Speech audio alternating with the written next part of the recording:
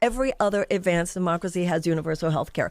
Every other advanced democracy has free college. It's the only way to say F you to that system. They are in the pockets of the pharmaceutical companies, food companies, chemical companies. We would not have to worry about a fascist takeover as long as democracy delivered on its blessings. Marianne Williamson, despite being rather unproductive in her campaign bid as far as actually securing delegates goes, I think does represent a truly progressive movement, and thus I will never hesitate to highlight her message. She recently went on Breakfast Club in a way that I think Nikki Haley could take notes from after fumbling her appearance, when she shut down the interview with absolutely amazing points. So I'm gonna let her go and then we'll jump back in. I often wonder if any of that stuff is realistic, like the student loan debt, the police reform, maybe just because I've become such a pessimist because of the system. I just wonder if any of that stuff is realistic or is just lip service that because they want you to think that. Yeah. Because they want you to think that. So this is the deal. The Republicans don't even pretend. But the Democrats are like, oh, we're, just bring us in again. Let us finish the job. Bring us in again. We're really trying on that. We're really trying. That's what they want you to think. They want us to think, well, I guess it just can't be done. Why the hell can't it be done? Every other advanced democracy has universal health care. Every other advanced democracy has free college.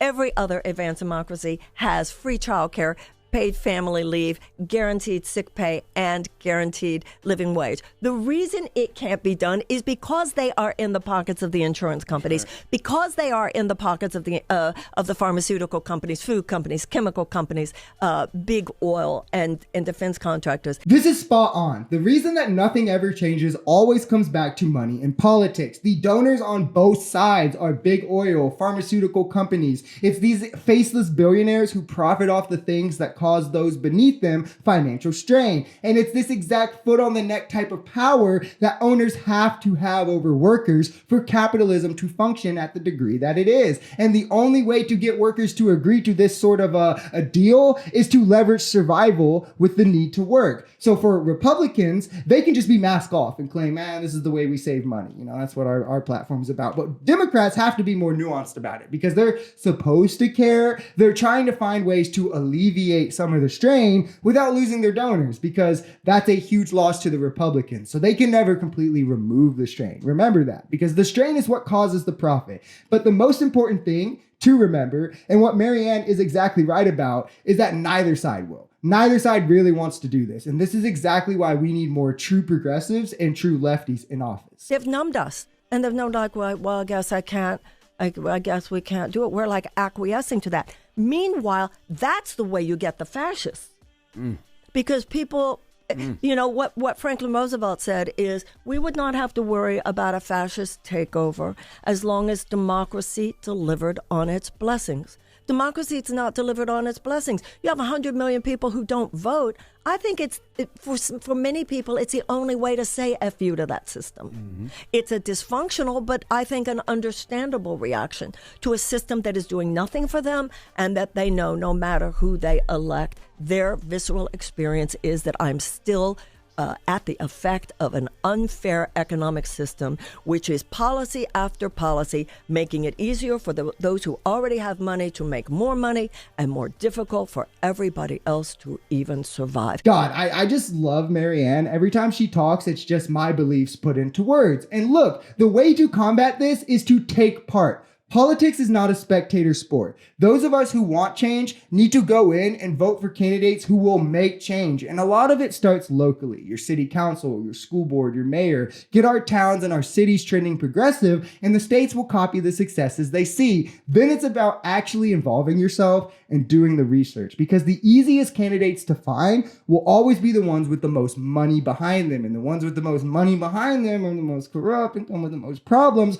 But what you need to find are the truly progressive candidates without financial interest that will keep them from enacting what is best for people. Lots of candidates leverage power over progress. And if you lose a donor, you lose power. That's how politics currently is formulated to work. And you can see the effects of progressive candidates in primaries, forcing candidates, even more moderate or centrist candidates, to move more to the left. Bernie Sanders, Elizabeth Warren, their platforms both doing different levels of success in 2016 and 2020 in the primaries forced both Joe Biden and Hillary Clinton to move their own platforms to the left, including things like student debt relief, public options for healthcare, corporate taxes. We wouldn't have seen these things without more progressive candidates getting large amounts of votes. And the more that we can give to these candidates, the more power that they see, the more that these more moderate candidates will be forced to move to the left, or else they're going to concede votes, concede power themselves, which again is something nobody in politics wants to do.